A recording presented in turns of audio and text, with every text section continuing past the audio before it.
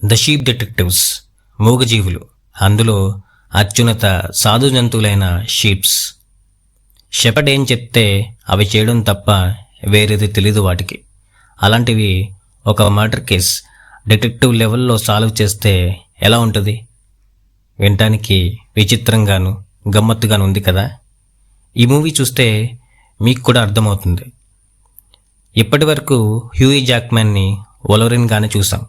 ఇందులో ఒక soft character and kind hearted అయిన షెపర్డ్గా చూస్తాం. స్టోరీ చాలా సింపుల్. జార్జ్ ఒక షెపర్డ్. కొన్ని సంవత్సరాల క్రితం తన భార్య చనిపోతుంది. అప్పటి నుంచి ఆ ప్లేన్స్లో కొన్ని గొర్రెలను మేపుకుంటూ ఒక సాధారణమైన పీస్ఫుల్ లైఫ్ని లీడ్ చేస్తాడు. వాటన్నిటికీ పేర్లు కూడా పెడతాడు. సేమ్ మనిషిలాగానే ఒక్కొక్క గొర్రె ఒక్కొక్క రకం.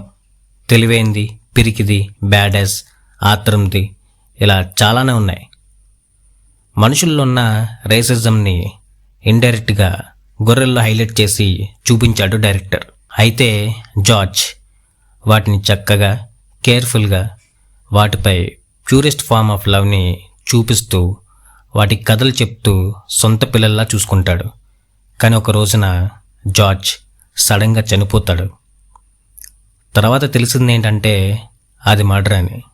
అసలు ఎవరు మర్డర్ చేశారు, ఎందుకు మర్డర్ చేశారు, అసలు ఇది మర్డర్ అని ఆ గొర్రెలు ఎలా తెలుసుకున్నాయి, లాస్ట్కి ఆ కేసుని ఎలా ఛేదించాయి, ఇవన్నీ చాలా ఇంట్రెస్టింగ్గా ఉంటాయి.